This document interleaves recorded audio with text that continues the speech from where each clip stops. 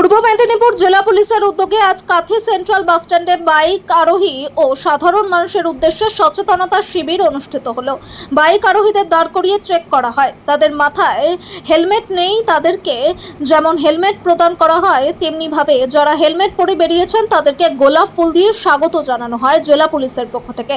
এখন থেকেই জেলা পুলিশের তরফ থেকে ঘোষণা করা হয়, একদিকে যেমন প্রচার অভিযান চলবে মানুষকে সচেতন করার জন্য, তেমনি ভাবে বিভিন্ন জায়গায় চেকিং করা হবে। এছাড়াও রাস্তার পাশে যে সমস্ত জায়গায় রাস্তা অবরোধ করে অবিলম্বে মুক্ত করার জন্য অভিযান চালানো হবে জেলা পুলিশের তরফে। আজ যেহেতু গরম 40 ডিগ্রি ছাড়িয়েছে, তাই যেখানে ট্রাফিকরা সারা দিন এই রোদে কাজ করে তাদেরকেও বেশ খানিকটা রিলিফ দিতে তাদের হাতে তুলে দেওয়া হয় সানগ্লাস ও ছাতা। এছাড়া ঘোষণা করা হয় দুপুরের সময় তাদেরকে যাতে 2 ঘন্টা করে রিলিজ দেওয়া হয়। আমরা বার্তা দিতে চাইছি এবং পথ দুর্ঘটনা আমরা কমাতে চাই, সোজা কথা। এবং পথ দুর্ঘটনা কমানোর প্রথম উপায় হচ্ছে যে সেফটি মেজার্সগুলো রয়েছে সেগুলোকে মেনে চলা। আমরা অনেকেই মানি না, হেলমেট ছাড়া বাইক চালাই, নিয়ন্ত্রণহীনভাবে বাইক চালাই, সিট বেল্ট না বেঁধে গাড়িতে বসি। তো এইগুলোর সম্পর্কে এগুলো তো শুধু আইন করে করা যায় না, মানুষের অ্যাওয়ারনেস দরকার হয়। কাঁথি থানা এবং পূর্ব মেদিনীপুর পুলিশ এরা একটা অসম্ভব ভালো উদ্যোগ নিয়েছেন। সিআই কন্টাই, আইসি কন্টাই এবং সর্বোপরি জেলা পুলিশ থেকে এই উদ্যোগ আজকে সব জায়গাতেই চলছে। এই উদ্যোগকে আমরা সাধুবাদ জানাচ্ছি। একই সঙ্গে মানুষ যাতে অ্যাওয়ার হয়, হেলমেট নিয়ে বাইক চালান, হেলমেট ছাড়া যেন না চালান, নিয়ন্ত্রণ রেখে যাতে বাইক চালান, গাড়ি প্রাইভেট গাড়ি যারা ব্যবহার করছেন তারা যেন সিট বেল্ট বেঁধে বসেন এবং ট্রাফিক রুলসগুলো, ট্রাফিক সিগন্যালগুলো মেনে চলেন, তাহলেই কিন্তু আমাদের লক্ষ্যটা পূরণ হবে। এবং পুলিশ বিভাগের পক্ষ থেকেও যে উদ্যোগ, সেই উদ্যোগ সফল হবে।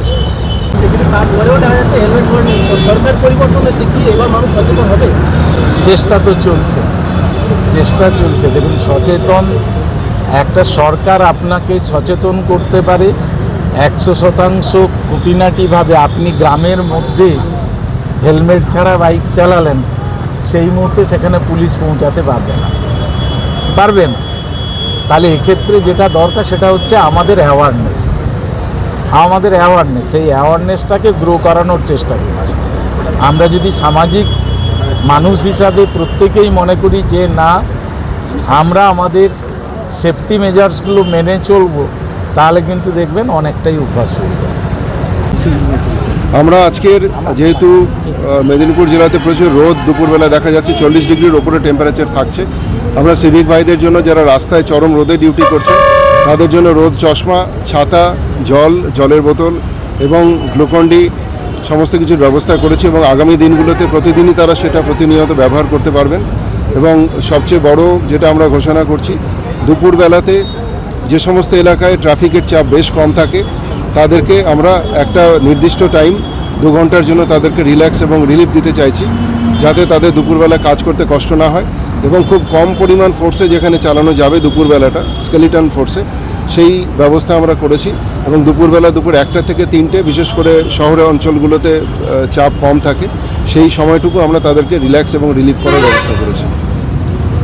পুরনো আইন মানুষ বেশ কিছুদিন ধরে আমরা দেখছিলাম মানার মধ্যে যাচ্ছিলেন না, বাইপাস করছিলেন বা অনেক সময় মিসইউজ করছিলেন। আমরা আবার তাদেরকে সজাগ করে দিচ্ছি। আইন যেটা তৈরি হয়েছে মানুষের জন্য আইন, মানুষের দ্বারা তৈরি আইন, এটি মানুষের ভালোর জন্য আমরা ইমপ্লিমেন্ট করার চেষ্টা করছি।